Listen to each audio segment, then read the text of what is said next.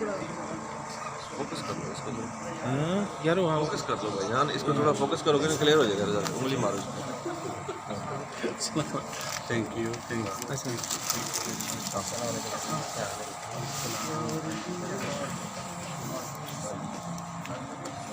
ये तो उम्मीद है यार, ये ले लो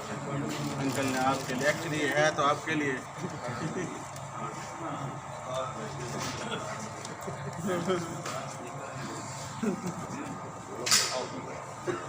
बस भाई आओ ना, आ जाओ।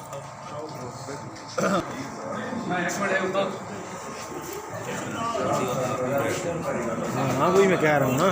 थोड़ा थोड़ा माहौल होगा ना जैसे है। चलो सही तो और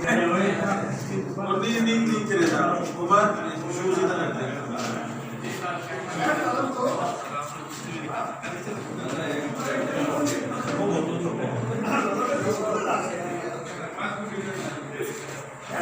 तो पहले को भाई जान तो एक हाथ ही देना। अच्छा हाँ सोना का हाथ ही सिखा के जाना भाई। आ जाओ भाई।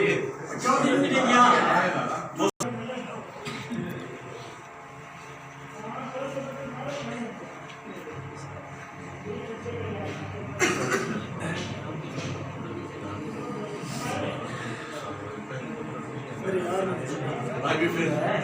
की हालत है याद है ना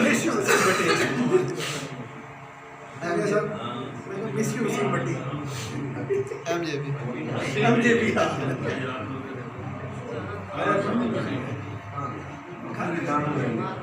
ना ना वो है देखो तुम्हारा नाम होना जरूरी है और हर पास में थोड़ा नहीं आप हम एक ना डेमो वाली वीडियो बनानी है। नहीं मेरे ज़हन में पता क्या है नहीं आप अपने करने हैं और कितने अब्दुल्ला मुसा ने कराया एक एलसीडी बड़ी लगा के ना उस दो तीन दिन और अपने वेबसाइट लॉन्च होने पे भी है क्या आप उसे चेक करने के चले यूएसबी ला ली थी आपने आप चलती रहे लाओ नहीं तो जाएगा तो लाल लगी अल्लाह करे थे तो अब्दुल्ला भाई दिखाइए तो बस मैं तो सारे दा फोटो इन पे पास आधा सारे दे और कैसे दे रहा है ये भैया क्या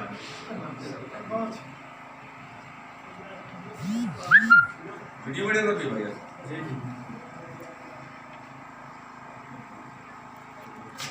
गाना लाना यार पीछे लाने ने स्टैंड से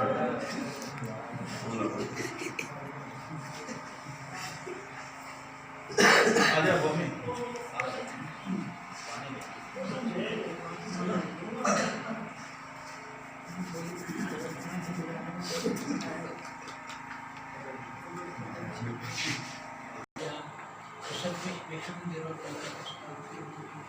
कैमरा दूसरी तरफ कर देना, इसका आवाज आनी चाहिए। आवाज आनी चाहिए आवाज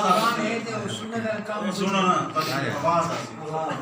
उसको जोर एक चीज का जो कलाम में माफ के नहीं यार दो बड़े इतना बड़ा मालो नहीं यार अमाल का दारोमदार नहीं है। तो अगर आपकी कोई सुनाई बात है बजरिया सोशल मीडिया में नहीं आपके पीछे इस तरह कान भाई को देखा जाता है कल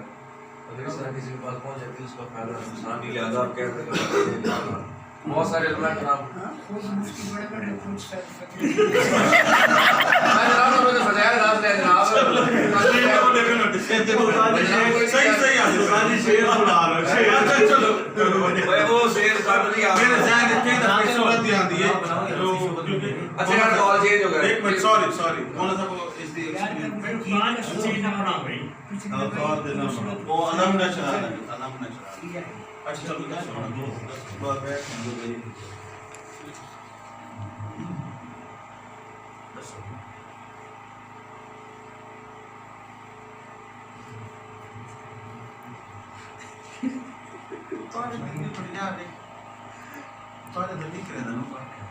लेकिन अलग से लड़ेगा फोटो करने लगी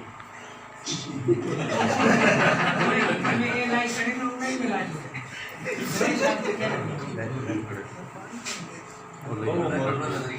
चलो ना मैं